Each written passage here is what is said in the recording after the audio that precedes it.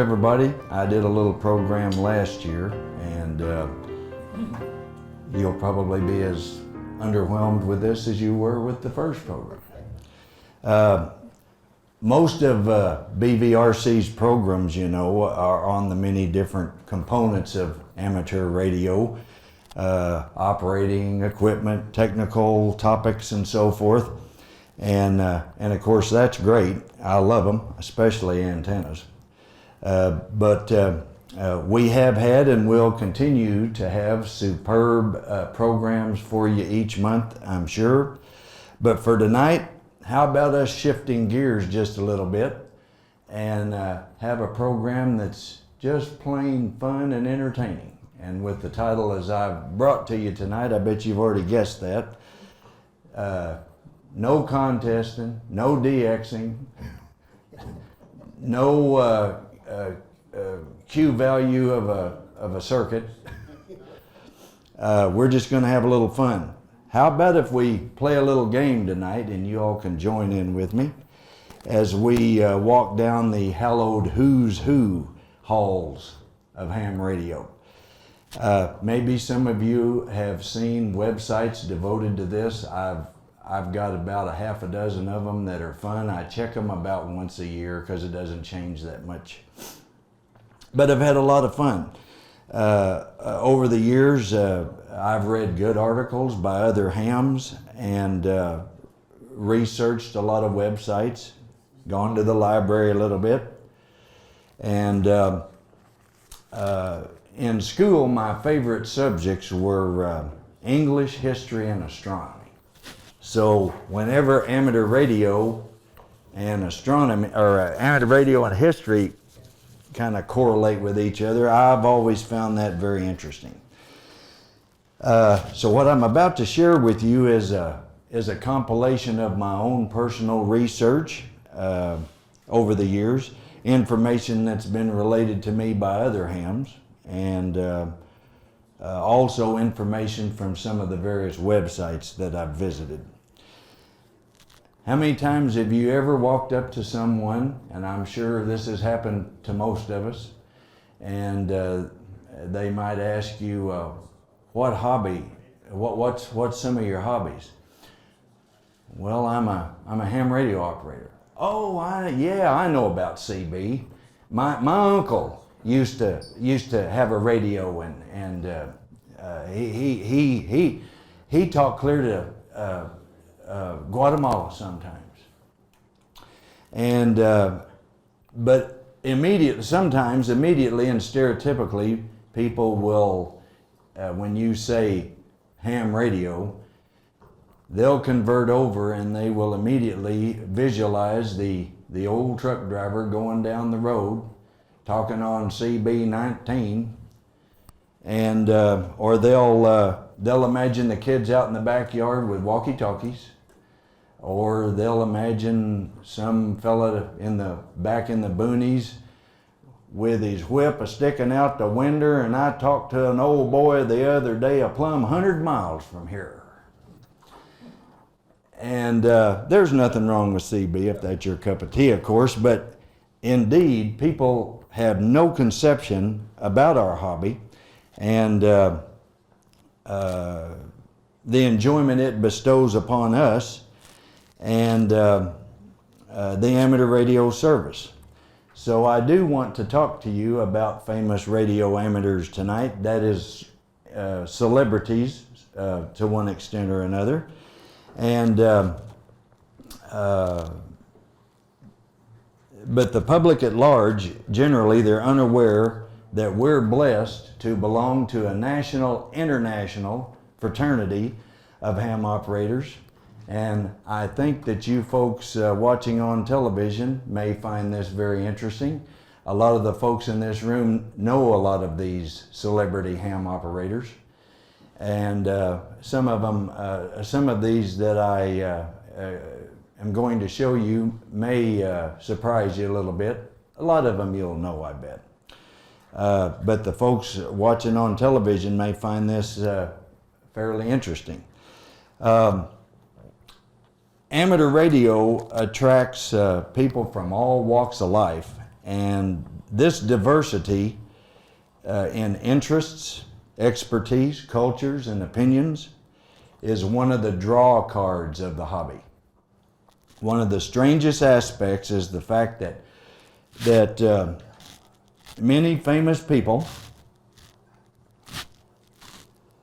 participate in the hobby of amateur radio, yet they rarely make others aware of their status on the air. Many times over the years, ham operators have discovered too late that the interesting person they've been speaking to on the radio about day-to-day projects and other technical interests has made enormous contributions to electronic, scientific, or other historically significant discoveries or events of the past, but they were too humble to say so. I'd like to share some of these individuals with you, and if you've possibly never read about a topic such as this, I think you'll pretty much be captivated and fascinated, and be proud of the fact that we are all in the same camaraderie with these notables. Now, the roll call of these renowned hams is huge, so I'll be sharing a very abridged list with you tonight, and some of the people on this list may totally blow you away. I've divided the list into three prominent categories three categories of these prominent figures, and let's talk about the somewhat famous, the very famous, and the person who, in my opinion, we could probably regard as the most famous ham of all. So let's take a look at some of these that we could place in the somewhat famous category. And what I'm going to do is, y'all can just shout out at me.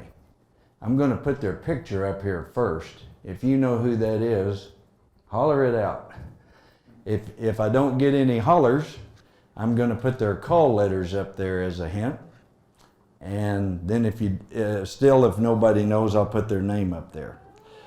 I don't think we, in the somewhat famous category, I don't think we could pick a better person to start with than this gentleman. Percy Maxim. Hiram Percy Maxim, that is W1AW, Hiram Percy Maxim. Needless to say, he was a American radio pioneer, an inventor and co-founder with Clarence Tuska of the American Radio Relay League. His call sign lives on as the club station call of the ARRL, and his rotary spark gap transmitter, Old Betsy, has a place of honor still at ARRL headquarters. Now I'm going to throw a curveball at you.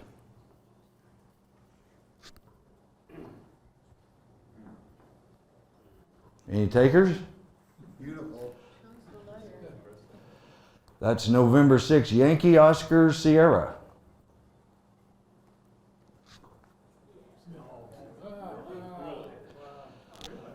Of course, she is the former wife of the King of Rock and Roll, Elvis. In a 2005 interview at a Toyota Women's Convention in Lexington, Kentucky, she expressed her feelings about ham radio, and her career demands precluded her to continue in a hobby that she said was really addictive.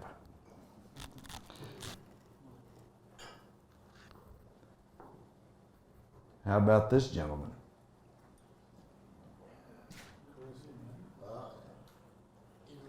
Let me give you a little hint. Now, who? That's General Paul Tibbets, K4ZVZ. Did you know he was a ham operator? He is the man who piloted the Enola Gay B-29 Super Fortress bomber that dropped Little Boy on the city of Hiroshima or Hiroshima, whichever one you want to call it. And he named the plane after his mom. A lot of folks know this guy. I would say he's about probably the most renowned astronaut ham in the U.S. space program. Anybody know who that is? That's in W5LFL? Yes. Owen Garriott. He was an electrical engineer and former NASA astronaut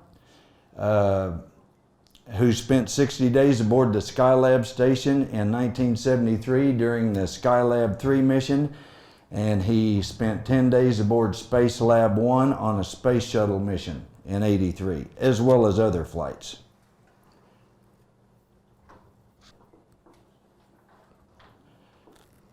That is Kilo Delta 4, Whiskey Uniform Juliet.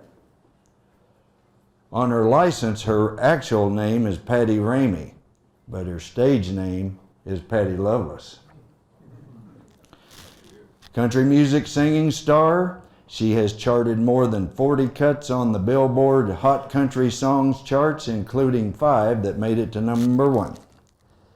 Now this next one, I'm giving you a hint right with the picture. That's Woz. Yes, sir. That's WA6 Bravo November Delta. Steve Wozniak.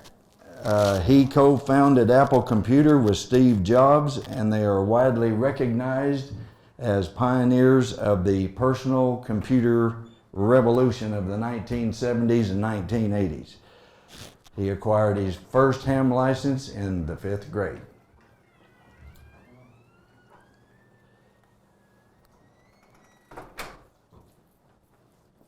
Well, we got a musician here, we know that, don't we?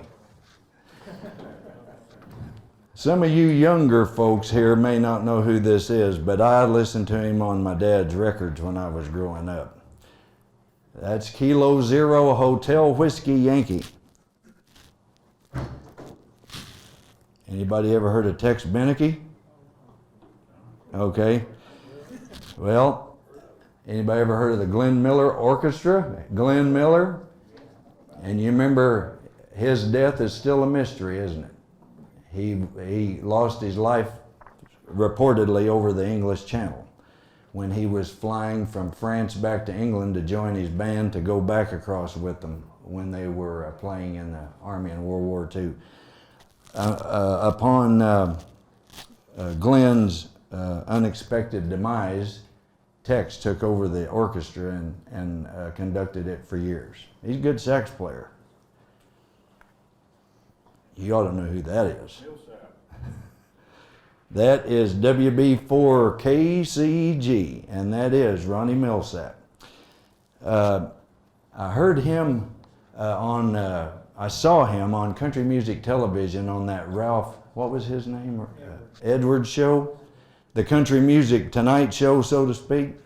And they were taking phone calls, and lo and behold, a ham called in and asked him, you know, what do you do? He says, well, I've done a little HF work, but traveling around the country and being on tour a lot, I've got a mobile UHF, VHF rig in the bus, and I work through a lot of repeaters. We enjoy that. But he didn't have a lot of time for HF. He's been a ham for a long time. Well, if you'll take a look at the equipment this gentleman is sitting in front of, that should tell you who that is. That is W0 Charlie X-Ray X-Ray, and that is Art Collins. He is the founder of Collins Radio Company.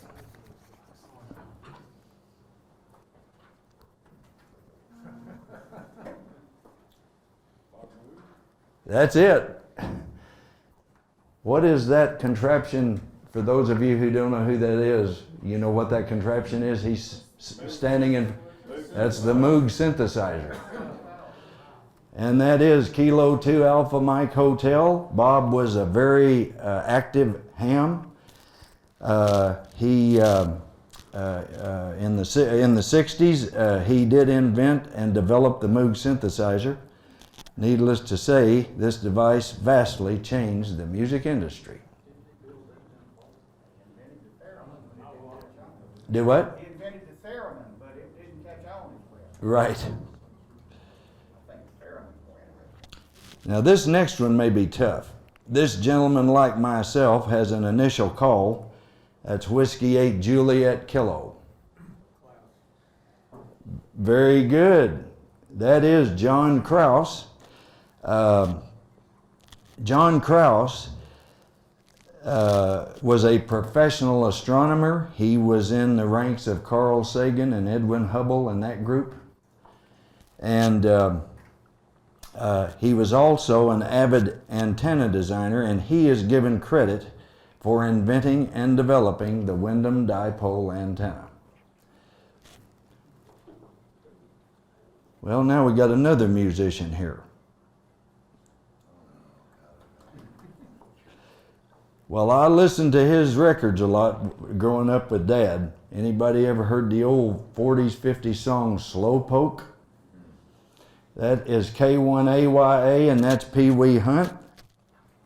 He had his own orchestra, such as, Guy Lombardo, Lawrence Welk, Benny Goodman, Danny Kaye, and others from the big band era. I'd say Slowpoke was probably his biggest hit. This picture ought to give you a hint on who the next one is. Leo Fender? Yes, sir. That's the man himself, W6DOE. That's Leo Fender. He founded the Fender Electric Instrument Company, which released such iconic electric guitars as the Fender Telecaster and Stratocaster in the 40s and 50s. If you want to spend a little money on the guitar collector's market, go price one of those original Strats. And everybody's going to know this one. I had to throw him in. That is K9EID, Bob Heil. I wasn't here that day, but I've heard about the BVRC meeting that Bob presented here when the club was meeting in the daytime, weekday. And I've heard it was one of the all-time best that was ever presented here. Bob's the founder of Heil Sound, which he started in 1966. Not only a pioneer in the professional music and recording industry, he's been an innovator in amateur radio as well for decades. I've got a Heil Pro 7 headset and a PR 781 mic at the house, and I always get good audio reports. He was also a virtuoso theater organ player. Yes. And if you've never heard him and get the chance to hear him go, he can tear one up. Fred and Ron and I went over to Tulsa last year and went to a Bob Heil pipe organ concert over there at Tulsa Technical Institute, I think it was. He's good. Well, do you find this fairly interesting, everyone? Yes. What do you think about ham radio now as a draw card? And we've only just begun. So let's move on to the program/game tonight, and these should be a little bit more easier for you. And we can call these, and some may still surprise you, very famous hams. You'll know this one immediately. That's KB2GSD. And he operated 2 meters and 440 a lot. And that is Mr. Walter. He was an American broadcast journalist who served as anchorman for the CBS Evening News for 19 years. During the heyday of CBS News in the 60s and 70s, he was often cited as the most trusted man in America, after being so named in an opinion poll. And he also narrated the 6-minute ARRL video amateur radio today. Maybe some of you all have seen that. I've seen it many times. Walter also has an asteroid named after him.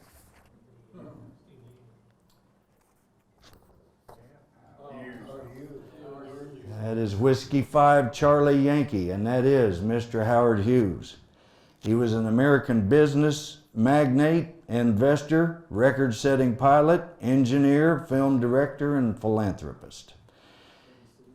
He first became prominent as a film producer and then as an influential figure in the aviation industry. He formed the Hughes Aircraft Company in 1932, hiring numerous engineers and designers. He spent the rest of the 1930s and much of the 1940s setting multiple world airspeed records by building the Hughes H-1 Racer and, of course, the famous H-4 Hercules, better known as the Spruce Goose. And that picture is from the cockpit of the Spruce Goose. He unfortunately became a mesophobiac. That's a fear of germs, and he ultimately went insane, unfortunately. This guy here is one of my personal all-time favorite motion picture actors. Anybody having it? He look familiar? Stuart Granger, that's right. And I don't think he's a Soviet spy, but his call nonetheless is N6KGB. He was a leading man in the 1940s and 50s in many big movies. And I figure he's probably best remembered for his role as Alan Quatermain in King Solomon's Mines, which is what that picture's taken from. You ought to know this guy. That's KK6 Oscar Tango Delta, Tim Allen. He's an American actor and comedian. He is known probably very much for playing Tim the Toolman Taylor on the sitcom Home Improvement, and Mike Baxter on the sitcom Last Man Standing, in which, as most of us know, his character was a ham operator with the call KA0XTT. But he did get a ham license. More than 24 members of the Last Man Standing crew were inspired enough by the show's amateur radio component to get licensed. Another easy one. That is WB6ACU, Joe Walsh, rock music icon, best known for his powerful guitar licks. He joined the Eagles in 1976. He's credited for bringing a harder rock sound to the band with the acclaimed albums Hotel California, The Long Run, and Eagles Live. He's a singer-songwriter, and he's a Rock and Roll Hall of Fame inductee. He's been performing for more than 4 decades. And if you've ever seen any videos about Joe or even worked him, I worked him one Sunday afternoon on the Collins Collector's Net. It was just, hi, how you doing? You're 5'9", yeah, you're 5'9" too, but I did get to work him. Super guy. He is huge in vintage radio, loves the tubers. And I'm proud that he's in the ranks of ham operators. That is KA6HVA, Mr. Burl Ives. Anybody knew he was a ham operator? He was one of 6 children born to a Scottish-Irish farming family in Illinois. He was a popular film actor in the 40s and 50s. Burl's best-known roles included parts in So Dear to My Heart in 1949, Cat on a Hot Tin Roof, 1958, and as Rufus Hannessy in The Big Country, wherein he starred with Gregory Peck in 58, and he won an Academy Award for Best Supporting Actor for that performance. And of course, each year when we celebrate Christmas, we don't call it complete until we hear Have a Holly Jolly Christmas by Burl Ives. Burl was a fairly avid ham operator. He was fairly active on the bands in his spare time when he wasn't at the movie studio.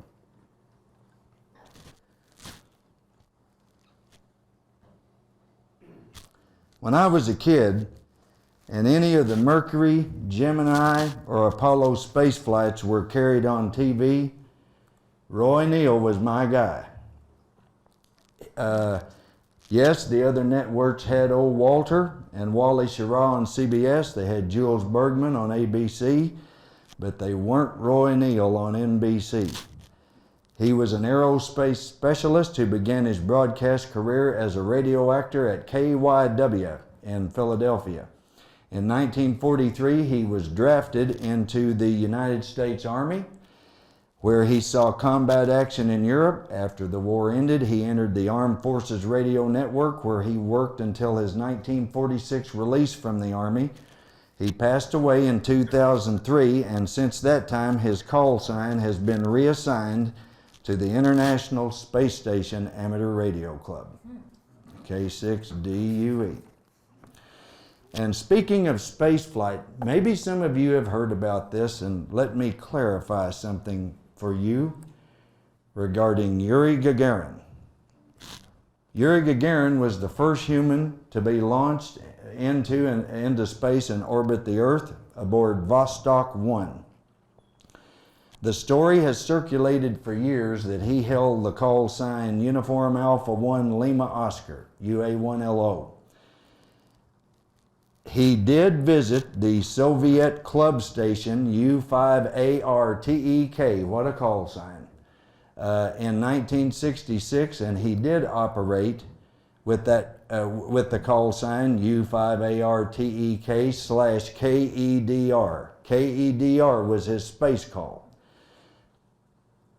But I'm sorry, folks, there are no public records that indicate he ever held a personal ham license. That rumor has been going on for years. If you want to know how the UA1LO came about, I can tell you afterward if you're that interested in it, but we'll move on. How about some royalty?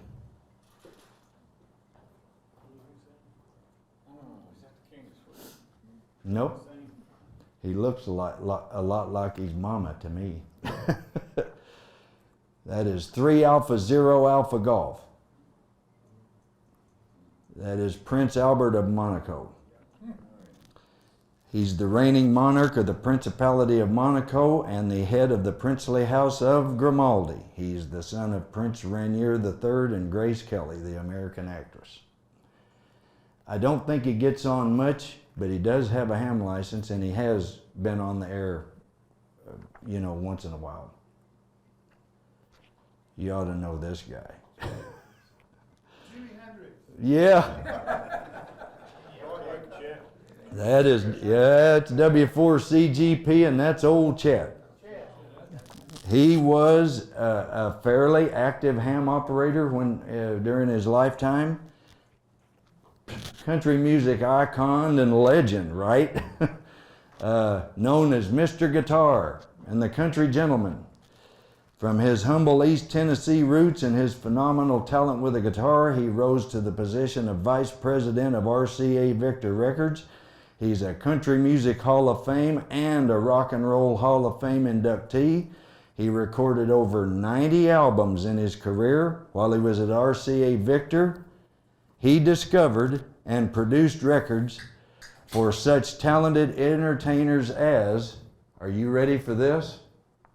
The Browns, Hank Snow, Porter Wagner, Norma Jean, Dolly Parton, Dottie West, Perry Como, Floyd Kramer, Elvis Presley, the Everly Brothers, Eddie Arnold, Don Gibson, Jim Reeves, Jerry Reed, Skeeter Davis, Waylon Jennings.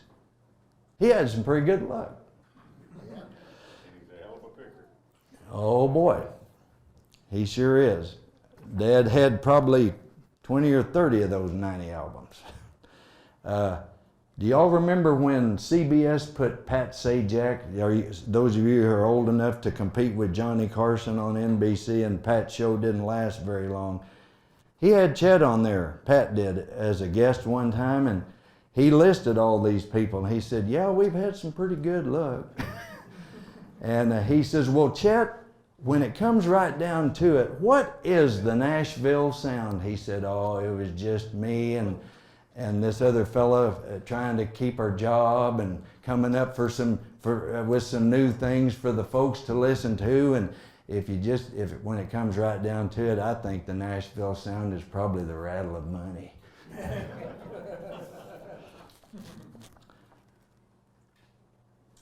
Another famous TV, radio, motion picture. Yes. Kilo 4 Little Indian Brave. That's what he used on the air. He was a broadcaster in television and radio, an entertainer. He went by his nickname, the Old Redhead. You can't tell it, that projector doesn't show the color that well, but he was. He served his country from 1920 to 1972 in the Coast Guard, the Naval Reserve, and the Air Force Reserve, and the Navy. He retired from the Air Force Reserve with the rank of colonel. He was an avid amateur radio operator, call sign K4LIB.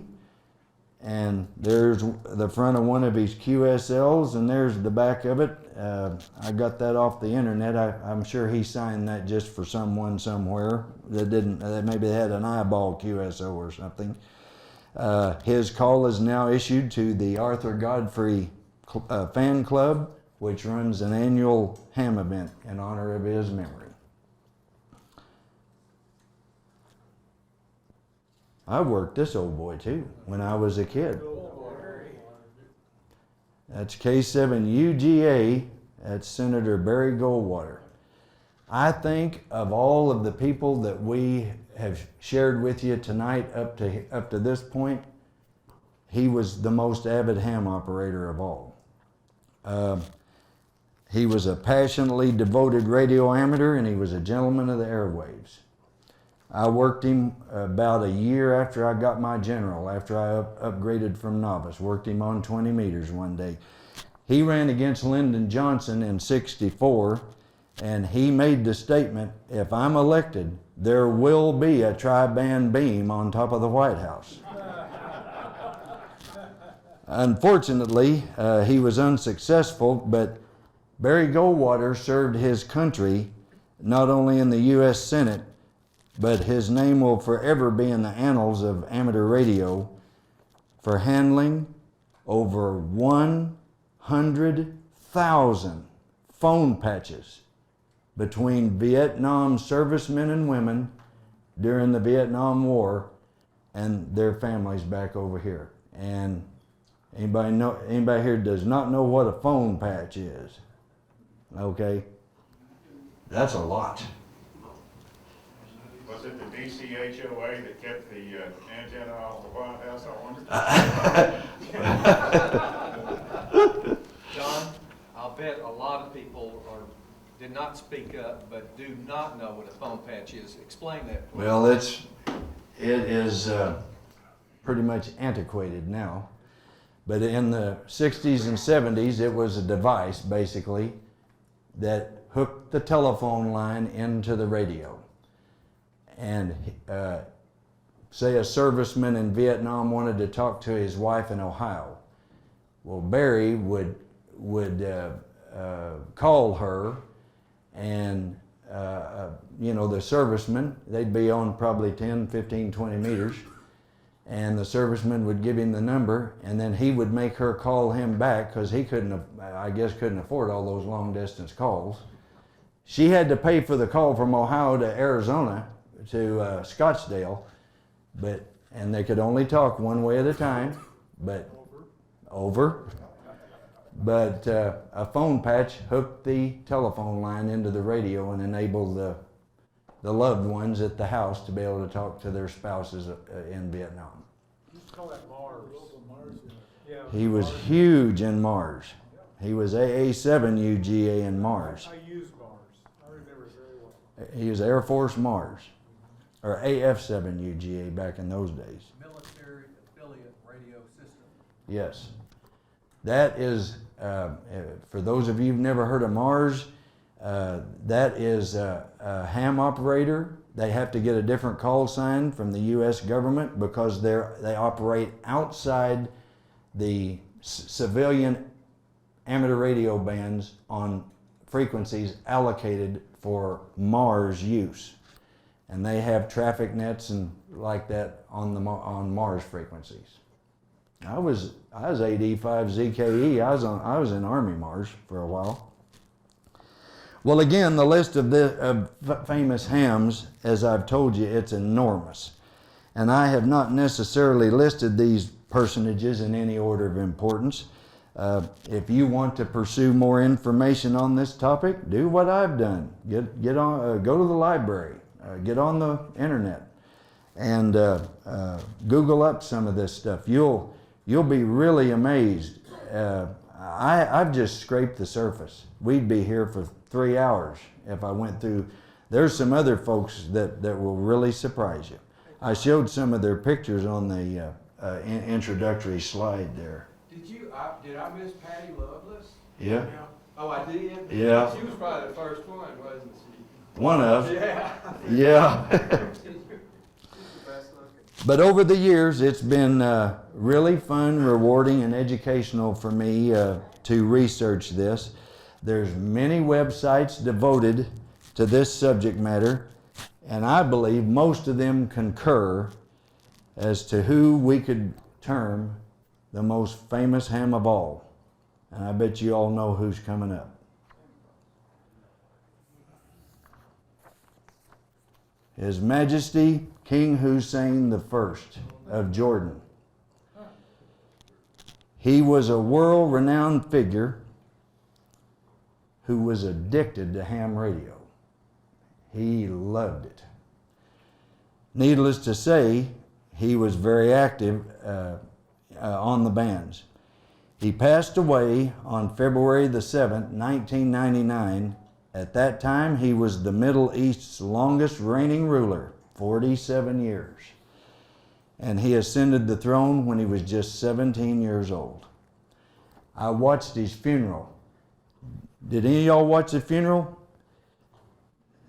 To show you how much those countries that bordered or was in the region of Jordan. Here is the Syrians and the Saudis and the Palestinians. They all came, and you know, a lot of them are enemies. Out of respect for him, they all came to his funeral, sitting there beside each other. He was a life member of the ARRL.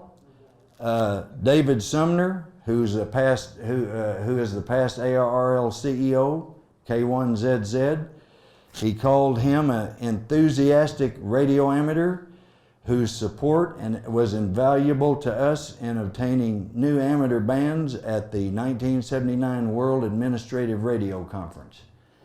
And it was too bad Glenn wasn't here tonight, because I was going to show him those pictures and say, Glenn, he is a Drake man. Yeah. He was. He loved Drake. He promoted amateur radio to the hilt in Jordan and saw to it that amateur radio classes were instituted in the elementary schools. There's a list of many other contributions that King Hussein made to amateur radio, which is so great there's just no way to list them all. King Hussein's friend Bruce Blackburn of St. Petersburg, Florida, W4TA, reminisced of him. He was one of the world's most respected amateur operators. He was a wonderful guy, interested in everything and everyone. Oh, went too far. Went too fast, too far. Back up.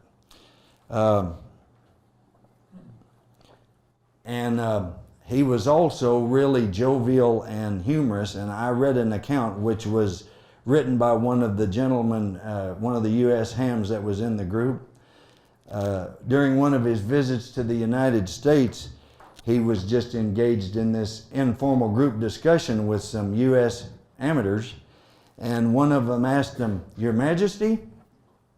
He never said who he was on the air. They knew who he was. Why? JY1. So this ham, not knowing, he asked him, Your Majesty, most call signs have at least 1 or 2 or 3 letters after the number. Yours is the only one I've ever seen that doesn't have any letters. Why is it just JY1? You know what he told him? Because I'm the king. All the members of King Hussein's family have amateur radio privileges. Do y'all remember Queen Noor, his wife? That was his 4th one. His first 3 died. She was an American, and her call sign is still JY1 November Hotel. But King Hussein JY1. The one item that my dear friend and first cousin from Harrison, John, W50X, some of you all know him, most of you don't, and that's okay. He attained what I never was able to attain, a QSO with King Hussein. And that's what I went too fast to. He allowed me to take scan the QSL card that King Hussein sent to him. Gave him a 4-4. Must have been rough conditions on 20 meters that day. What is that, 1971? I'll always be jealous of John that he's got that card. And John also showed me the Arabian Nights Award, which is awarded by King Hussein's administration, and it's a leather scroll about that big with fringe all over it for working all of the Arab countries in that region. Well, what do you think about the attraction of amateur radio, especially you folks at home there? Scientists and musicians, actors and politicians, magnates and even heads of state. Amateur radio has and still continues to snare personalities into its ranks from all walks of life. And with that, ladies and gentlemen, let me say, did it. That's all, folks.